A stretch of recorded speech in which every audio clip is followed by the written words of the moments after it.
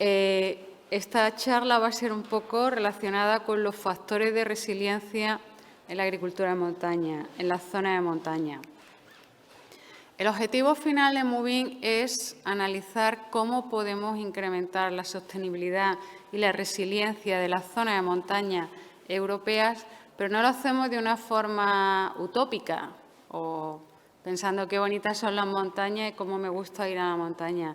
No, para que estas zonas sean resilientes y sostenibles necesitamos gente allí y necesitamos gente que tenga un trabajo, que tenga unos ingresos, y la mejor forma de eso puede ser a través de cadenas de valor. El proyecto, como ya ha comentado Gianni, empezó en septiembre del año 2020 y está a punto de terminar, ahora en agosto del 24. Y todo el proyecto está trabajado con lo que llamamos enfoque multiactor y a través de un enfoque participativo con los actores de la cadena de valor, con los stakeholders y con los que tienen capacidad de tomar decisiones de política. El punto de partida es que las montañas europeas están infravaloradas. Y en esta forma de infravalorarlas olvidamos que, por un lado, son la espina dorsal ecológica de Europa. En torno al 30% del territorio europeo es zona de montaña. Están concentrando la mayor parte de los, podemos llamar, puntos calientes de biodiversidad, pero además proporcionan bienes y servicios que son absolutamente esenciales para nuestra vida. Y quizá uno de los más importantes es que son los auténticos reservorios de agua de Europa, tanto acumulada en forma de nieve cuando llega el invierno como a través de todos los ríos que nacen en las montañas. Pero también son esenciales en términos socioeconómicos. En general tienen una economía basada en recursos naturales, agricultura, bosques, transformación de productos alimentarios o turismo, también basado obviamente en los recursos naturales. Otro tema bastante interesante es que un 18% de todas las explotaciones agrarias que existen en la Unión Europea están caracterizadas como explotaciones de montaña. Y, como os decía, pues están proporcionando bienes y servicios, tanto públicos como privados, que son esenciales. Alimentos, agua, energía, paisaje, aire, cultura, tradiciones. Entonces, son unos territorios muy importantes a los que no le estamos dando suficiente valor. Otro de los temas de nuestros puntos de partida es que cuando hablamos de montaña en Europa estamos hablando de cosas muy, muy diferentes. Estamos hablando desde los Alpes o los Pirineos, las grandes cadenas montañosas, pero también estamos hablando de islas que son montañas, como pueden ser Córcega o puede ser Creta, pero también estamos hablando de otras zonas que no se reconocen tanto como montaña, como puede ser Sierra Morena o puede ser las sierras subbéticas, que también las hemos analizado. Otra cosa que nos encontramos es que no hay datos reales. Cuando hacemos un zoom en montaña no tenemos datos reales. A escala local nos está faltando mucha información. No valoramos los conocimientos, las expectativas, las percepciones de la gente que vive en la montaña. Tendemos a pensar, o muchas veces también del mundo rural, ¿no? Tendemos a pensar que ya sabemos los que estamos en las ciudades, en las universidades, y no vamos al territorio a realmente entender lo que piensan esos actores. Nuestro proyecto tenía la idea de que no podemos ir a un enfoque único que recoja todos los casos, sino que tenemos que entender cuáles son las soluciones adaptadas a los contextos específicos de cada territorio. Y precisamente ahí está la riqueza, en aprovechar esos aspectos singulares que tienen las zonas de montaña e intentar influir en las políticas para ello. Un objetivo final de este proyecto es decirle a la Comisión Europea cuáles serían las políticas que necesitan las zonas de montaña, cuál es la hoja de ruta que puede hacer que esas zonas de montaña sean resilientes y sean sostenibles. Me he equivocado, perdón. Vale, como ya ha comentado Gianni, hemos analizado 23 zonas de montaña. En cada una de estas zonas de montaña hemos identificado una cadena de valor que podría ser representativa, clave, innovadora y que podría articular la resiliencia y la sostenibilidad de ese territorio. Pero luego nos hemos dado cuenta que con una cadena de valor solo no funcionaba el tema, ¿no? Sino que en general esas cadenas de valor están ensambladas y que existen otras que las están acompañando y que son las que hacen que funcione. Entonces, con este enfoque Primero, en Moving, esto es un proyecto de investigación. Entonces, una de las cosas que hemos hecho es, perdona, estas cosas están en inglés, pero son imágenes que tenemos ya hechas. Es crear un marco teórico y conceptual de cómo las cadenas de valor se insertan en lo que llamamos un sistema socioecológico, ¿no?, que sería la montaña. Un territorio donde hay recursos naturales, pero donde hay gente también manejando recursos naturales. Después hemos hecho un inventario de más de 450 cadenas de valor en toda Europa para demostrar la riqueza que existe y la cantidad de cadenas que hay.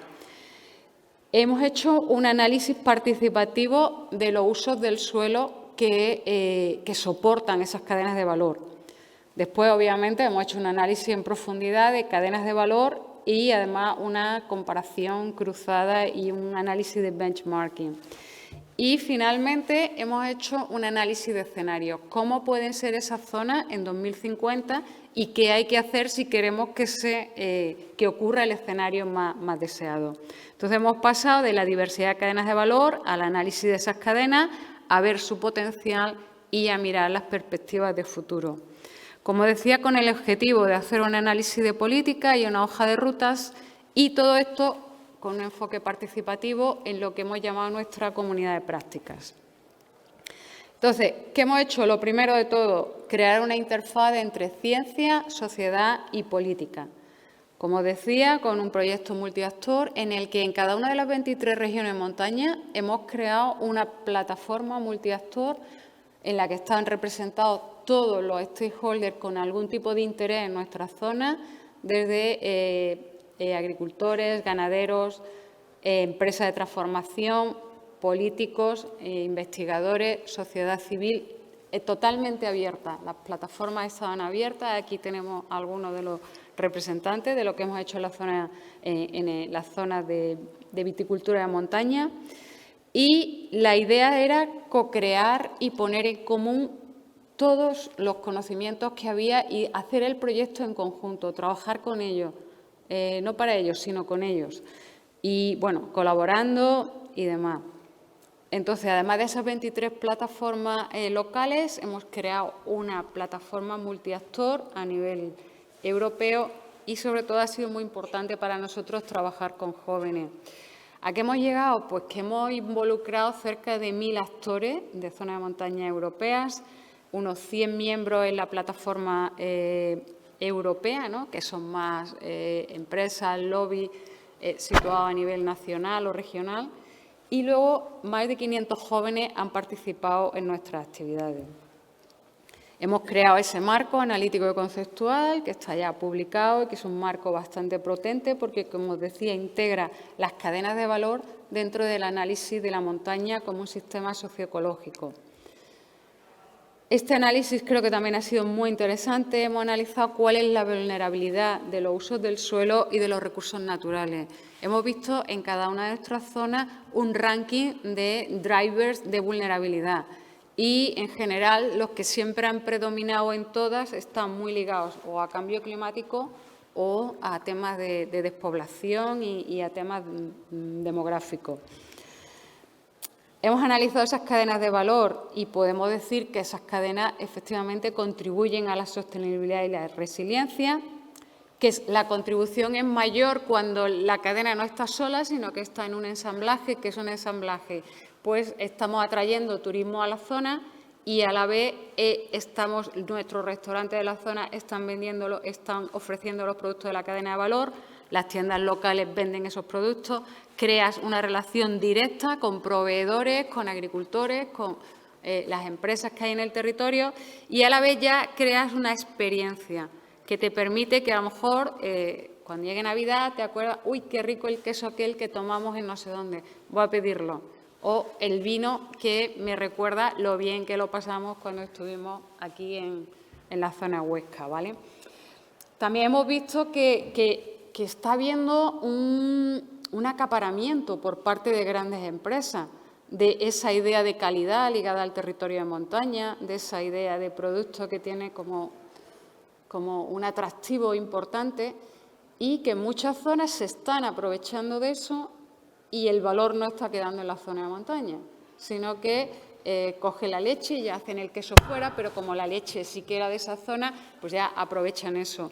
O incluso lo que ha comentado antes Gianni en cadenas de vinos, ¿no?, que producen en una zona de alta montaña, pero al final el valor no queda allí, sino que es una empresa más grande que procesa fuera y que no aporta tanto valor al territorio.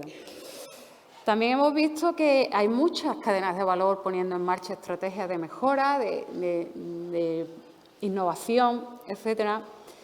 Y es muy importante que nos basemos en el conocimiento local y en el aprendizaje social para mejorar esas cadenas de valor.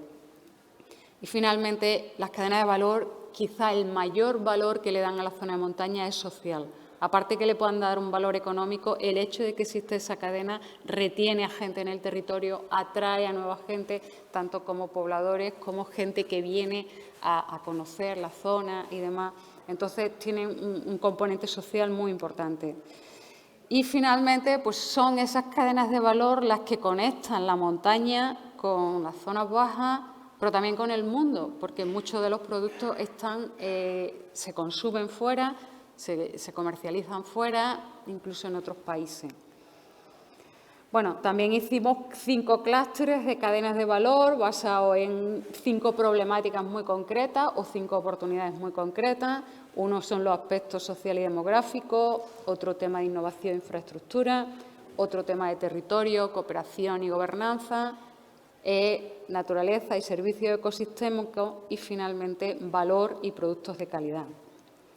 Hemos hecho ese análisis de escenarios que os decía al principio, entonces tenemos en 22 zonas de montaña, hemos hecho 4 escenarios posibles, ¿no?, más positivos y más negativos, todos ellos con enfoque participativo, intentando imaginar el futuro de 2050 y, como decía, poner en marcha estrategias para llegar al escenario deseado.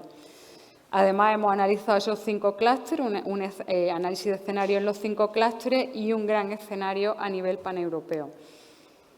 Y, bueno, el último objetivo, el análisis de políticas. Estamos en el proceso de cerrar la hoja de rutas de políticas, identificando 10 bloques esenciales y, bueno, cuáles son las opciones estratégicas de política. También presentaremos un Policy Toolkit. Todo esto va a estar listo antes de agosto de este año. Bueno, y después de todo esto, ¿qué? ¿Para qué ha servido todos estos 4 años que llevamos montando buenos follones en la zona de montaña europea? Pues ha servido para intentar entender cómo mejoramos la resiliencia, la sostenibilidad de estos territorios. ¿Qué vemos? Pues que hay una gran vulnerabilidad. Son territorios mucho más vulnerables que las zonas bajas, tanto por temas climatológicos como demográficos. Los efectos del cambio climático son mayores en muchos de estos territorios. Principalmente hay efectos negativos porque hay más sequía, hay más deshielo, hay más eventos extremos. Pero también positivos, como estamos viendo, y en uno de ellos de los más claros es la viticultura. Se está pudiendo cultivar a mayor altura, se están poniendo en cultivo zonas que antes no se podía cultivar en ellas, no eran aptas. Pero sobre todo pues tenemos una elevada tasa de despoblamiento, falta de mano de obra, especialmente la especializada, como ya se ha comentado, y dificultades para retener a la gente y hacer los territorios atractivos. ¿Cómo podemos incrementar esto?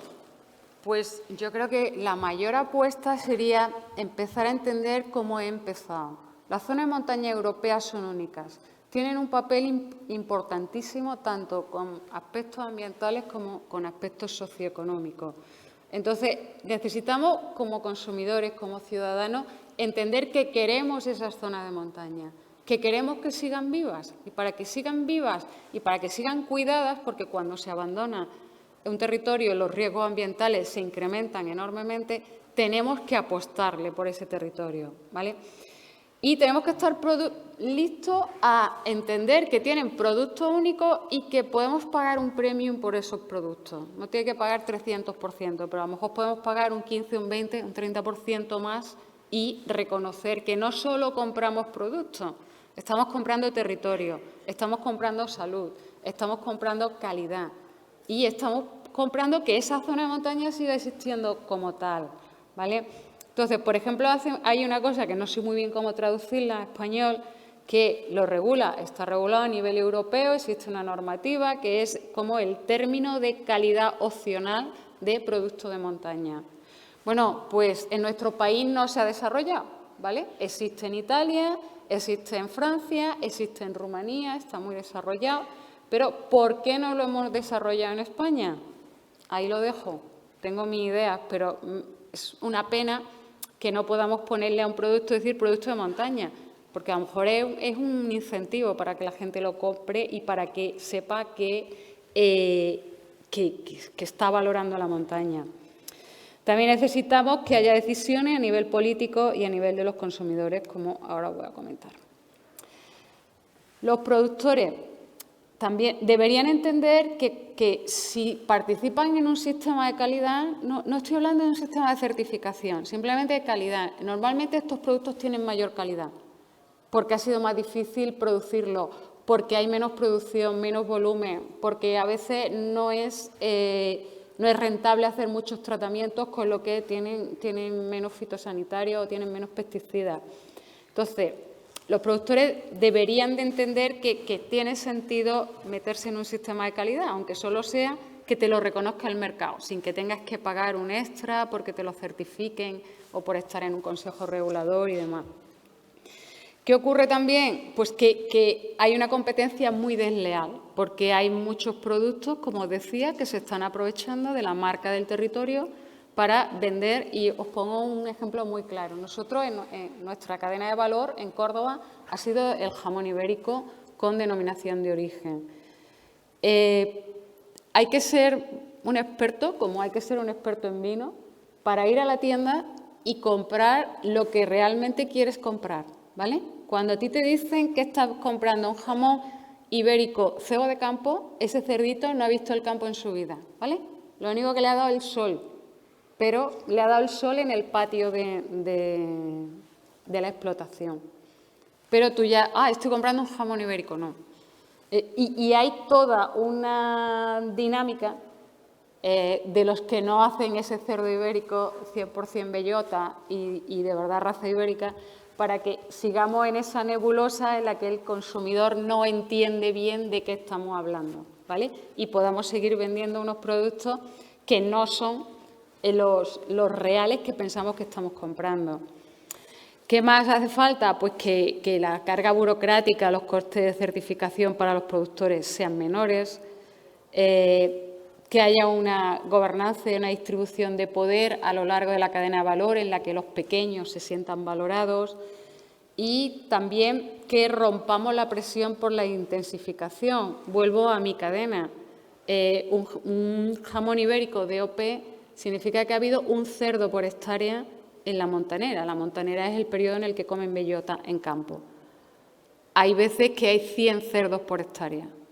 ¿Por qué? Porque ahora metemos ese otro tipo de jamones, que decir, bueno, el cerdo fue 2 días allí de excursión. Además es curioso, tú puedes ver trailers llenos de cerdos entrando a la dehesa y saliendo un poco a los 2 días. Pero ya puedes decir, este cerdo ha entrado en dehesa, ¿no? Entonces, cuando tenemos un producto de calidad ligado a la montaña, puede haber una gran presión de la intensificación. Obviamente eso va en contra de la resiliencia.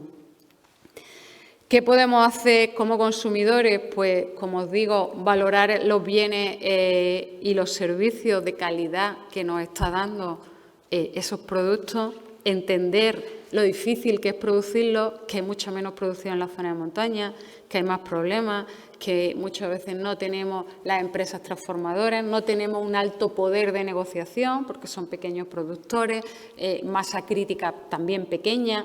Entonces, que cuando compremos seamos capaces de entender las opciones y el impacto de nuestra compra. Pero también necesitaríamos para eso que haya una normativa o que haya una etiqueta que nos diga usted compra un queso de montaña, usted compra un vino de montaña, usted compra un jamón producido en montaña o un aceite de oliva de montaña, ¿no? Entonces, sería importante que, por un lado, sea todo más, digamos, más transparente, y por otro lado que seamos capaces de reconocerlo, que estemos dispuestos a pagar un precio más justo a estos productores, Y creo que también es muy importante que hagamos un consumo local. Son pequeñas producciones. Entonces, para mí la sostenibilidad va a estar en que vengas a la zona a consumirlo. No que, bueno, si llegas al Corte Inglés y lo puedes tener en toda España, vale, también. Pero el verdadero valor para esa zona de montaña es que tú te vienes a la zona de montaña, con tu familia, con tus amigos, como tú quieras, entiendes el territorio, lo empiezas a valorar, comes local, consumes local, compras local y luego vuelves diciendo, wow, yo quiero seguir haciendo esto. O cuando veo esa botella en un supermercado y vale €1 más que otra, que es un 10%, un 15% más, digo, voy a comprar esta, porque estoy comprando el territorio en el que me lo pasé fenomenal o el que me gustó tanto que quiero que siga vivo y que se siga manteniendo, ¿vale? Entonces, ¿qué hacemos para incrementar esa resiliencia? Pues necesitamos trabajar todo, estar todo en el mismo barco. Autoridades locales, servicios de apoyo, de extensión agraria, investigadores, sociedad civil, entender todos que la montaña nos importa. Hacer un desarrollo continuo, participativo y dinámico de las normas de los esquemas de calidad, no exclusivamente certificaciones, sino otros tipos de esquemas de calidad. Combinar a veces distintos esquemas, ¿no? Como puede ser una DOP con que es ecológico, con que se ha producido en un parque natural, en un parque nacional, etcétera. Que las políticas permitan la interacción entre instrumentos de regulación territorial, porque a veces estamos en silos y lo que dice la PAC no se habla con lo que dice la política ambiental y el parque natural no es compatible con la política agraria común, etcétera. Creo que tenemos que salir de esos silos y entender el territorio y lo que necesita el territorio. Reducir cargas burocráticas y costes, sobre todo para pequeños productores. Buscar metodologías más innovadoras como certificaciones colectivas o participativas o de grupo, donde directamente los productores lleguen a acuerdos y se comprometan a cumplirlos y no necesiten un organismo certificador detrás, porque a lo mejor tu producción no te lo permite, pero que además llegues al consumidor y el consumidor entienda que tú garantizas esa calidad. Y sobre todo creo que es muy importante que haya campañas de comunicación que nos hagan ver el valor real de los productos de montaña, más allá de su precio, lo que significa tenerlos. ¿Qué les decimos a los políticos? Pues que necesitamos marcos jurídicos de apoyo a los productores de montaña, claramente de apoyo, que hay muchos fondos, pero no se hablan, ¿vale? Tenemos la PAC, tenemos los fondos FEDER, tenemos los fondos, el Fondo Social, ahora teníamos el Fondo de Resiliencia. No se hablan. Entonces, si estás en uno, no puedes estar en otro. Te están pidiendo cosas contradictorias. Que empiecen a hablarse, ¿vale? Porque lo que interesa es financiar una estrategia local que tenga sentido y que haga el territorio sostenible. También es importante entender cuál es la zona de producción en la zona de montaña, porque si va a algo de montaña, que no sea a 100 metros de altura, que no extendamos tanto que entre otros que son mucho más competitivos y que entonces van a hacer que baje todavía más nuestra posibilidad de competir. Que creemos que se puedan crear sinergias entre diferentes etiquetas de calidad territoriales, como ya he comentado, que la carga burocrática sea ligera para los pequeños productores y que además la sepan hacer. ¿Vale? Que no tengan que pagar una consultoría externa, una asesoría, un servicio técnico para que le haga esas gestiones, porque a lo mejor ya deja de interesarles. Que haya un apoyo institucional y fondos para desarrollo continuo, participativo y dinámico de esas normas de calidad. Que se revisen las normas de financiar. Hay normas que financian la calidad de la promoción de productos de calidad, pero a estas no llegan los pequeños agricultores, los pequeños ganaderos, los pequeños productores. Entonces, es importante no hacer esas campañas para la gran empresa que ya puede hacerlo, o la gran bodega, o, no sé, jamones de Guijuelo, ¿no? Una gran empresa de Guijuelo. Y bueno, y ya cerrando, como os digo, nos quedan 2 meses de Moving, entonces nos gustaría que el legado sea, por un lado, que empecemos a entender la gran diversidad territorial, la gran riqueza y las grandes aportaciones que hacen las montañas para Europa, que entendamos que este proyecto ha escuchado y ha amplificado la voz de más de 1000 actores de estos territorios muy diversos, de muy diversos países. Cuando hablo de Europa, no es solo Unión Europea, teníamos Suiza, teníamos Serbia, teníamos Turquía, o sea, tenemos Europa. Muy interesante. ¿Qué hemos hecho nosotros? Normalmente los científicos, los investigadores, vamos al territorio y valoramos el conocimiento, validamos el conocimiento local. Aquí ha sido lo contrario. Nosotros hemos ido al territorio diciendo, mirad, señores, la ciencia dice esto, ¿estáis de acuerdo? ¿Qué validáis? ¿Con qué nos quedamos? Entonces, hemos invertido la forma de trabajar y el conocimiento que ahora vamos a dejar es el que piensan los actores locales, los productores, los que viven en estos territorios, que lo que ocurre de verdad en sus territorios. Entonces, eso creo que es bastante interesante. Hemos trabajado combinando perspectivas a corto y largo plazo y creemos que es la forma de trabajar. Entiende lo que pasa ahora, entiende lo que puede pasar en 2 años, pero hazte un escenario de futuro para poder modelar ese futuro. Y hemos ido más allá de caso por caso, pero sin perder la singularidad. Tenemos resultados de 23 territorios, pero en cada uno son distintos y específicos. ¿Qué más podemos decir? Pues que necesitamos información y datos específicos para entender la zona de montaña. Tenemos que cambiar el sistema de estadística y el sistema de recogida de información. Que estos territorios necesitan un apoyo multinivel de distintos fondos y de distintas administraciones públicas, europeas, nacionales, regionales, locales. Tenemos que cambiar la idea. ¿Sabéis cómo se define una zona de montaña en Europa? Pues una zona con problemas especiales, constraints, specific constraints. Vamos a dejar de nombrar a los territorios de forma negativa, igual que ahora el lenguaje tiene que ser políticamente correcto, la forma de entender una montaña tiene que ser políticamente correcta. No son limitaciones naturales, natural constraints no, son zonas especiales, son zonas específicas, son zonas maravillosas. Entonces, vamos a entenderlo de esa manera. Y vamos a dejar de darles como una limosnita, ¿no?, una compensación por esos problemas que tienen, para entender que los servicios que nos dan y los bienes que nos dan son esenciales. No estamos dándole una subvención, un apoyito, no, estamos reconociendo el gran valor que tiene y tenemos que hacerlo de forma suficiente, ¿no? Y ya un poco lo que era uno de nuestros logos, que se traduce muy mal en español, entonces lo he dejado en inglés porque no sé si es desbloquear o abrir el poder que tienen las cadenas de valor de montaña en la sostenibilidad de estos territorios. Y bueno, con esto ya termino. Muchas gracias y, aunque no era exactamente solo vinos, pero espero que hayáis entendido un poquito mejor el valor de las cadenas de valor de montaña. Gracias.